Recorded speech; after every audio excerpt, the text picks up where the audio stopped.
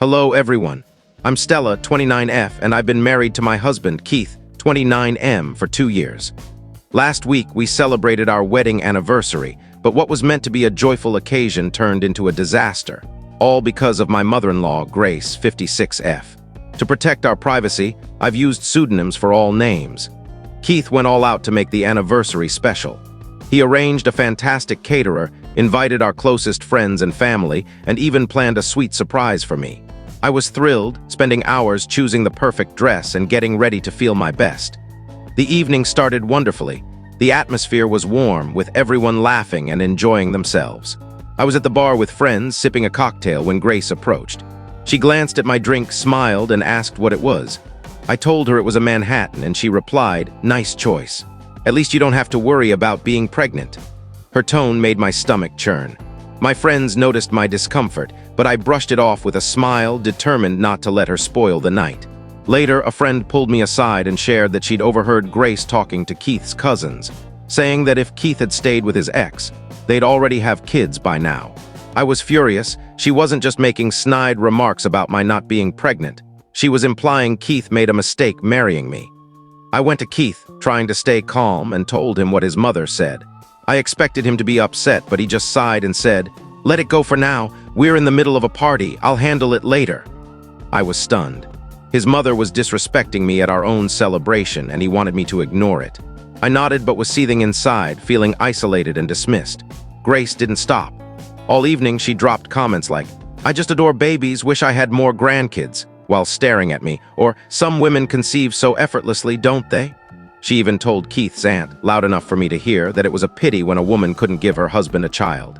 The worst came when she asked my mom, right in front of me, if something was wrong with me for not being pregnant yet.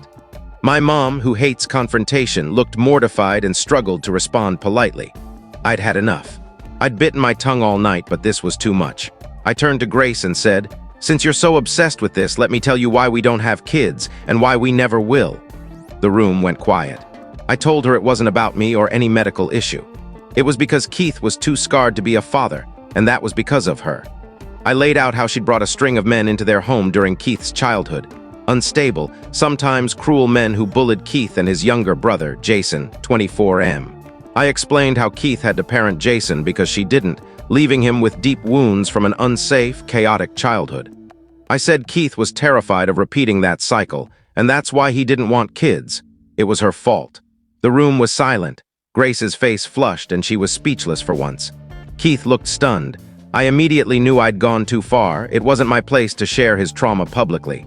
No matter how much I despised Grace, that was Keith's story, not mine. He walked out without a word, and I felt sick with guilt. I followed him to the backyard, where he stood, tense and silent. I apologized, but he shouted, "How could you say that in front of everyone? That was my pain, my secret." I tried to explain that I snapped because of Grace's relentless jabs, but he wasn't ready to hear it. He went back inside, leaving me alone. The party's mood soured. Guests whispered, avoiding my gaze. Grace had vanished, likely playing the victim elsewhere. I ended the night early, thanking everyone with a forced smile as they left. My mom hugged me, promising to talk later. Keith locked himself in our bedroom, and I didn't see him for the rest of the night. For 3 days, we didn't speak. Keith wasn't sulking. He was processing the betrayal of his private pain being exposed. I gave him space, tormented by guilt and replaying the night, wondering if I could have handled it differently. On the 4th day, he finally spoke.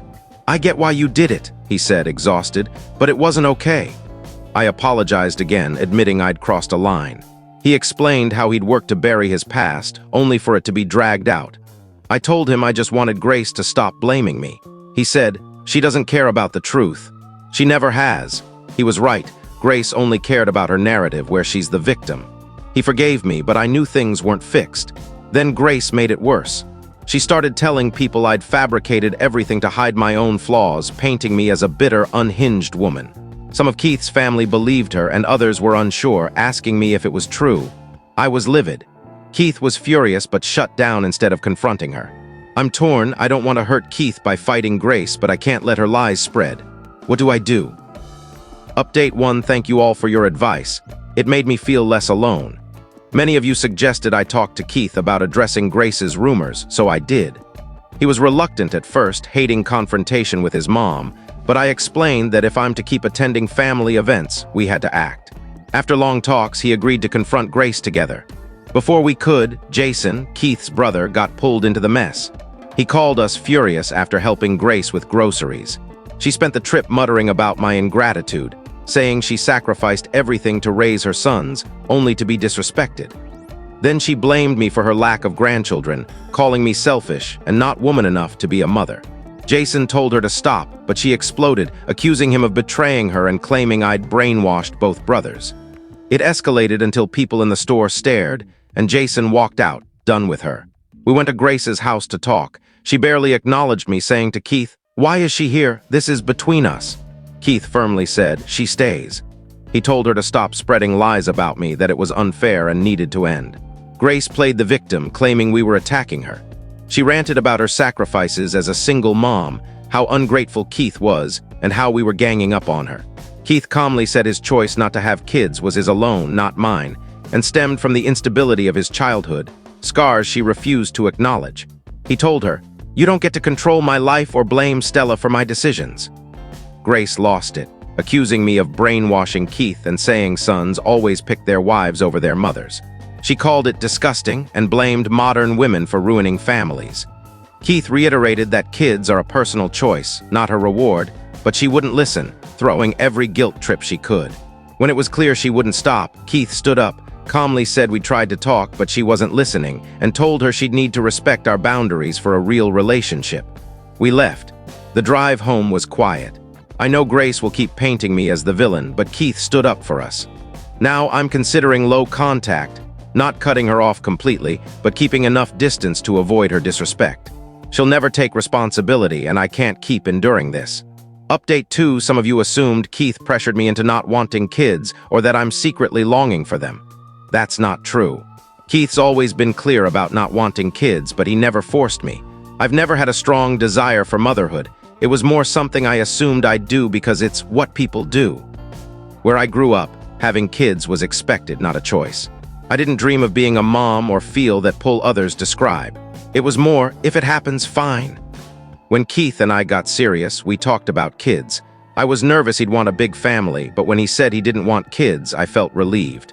It wasn't him taking something from me. It gave me permission to say no to something I wasn't excited about. Society pushes this idea that motherhood defines a woman, but that's not me. I'm happy with our choice. Update 3, it's been nearly 3 months since my last update. Things have been overwhelming. About 2 months ago, Grace's neighbor called. She'd fallen and broken her hip. Keith and I were shocked. Despite the drama, we couldn't ignore it. She was in the hospital for 3 weeks, and Keith stayed at her house, visiting daily. It was tough for me, knowing Grace would use this to manipulate him. When she was discharged, I visited Keith at her house. Grace refused to let me in, threatening to call the police for trespassing. Keith tried to reason with her, but I told him I'd leave to avoid a fight. That night, he called Jason, asking him to stay with Grace until they could hire a nurse. Jason arrived the next morning and Keith left. Grace sobbed, accusing Keith of abandoning her after all her sacrifices. Keith didn't argue, he just walked away. I think she realized she'd gone too far. Keith still checks on her through Jason but keeps his distance.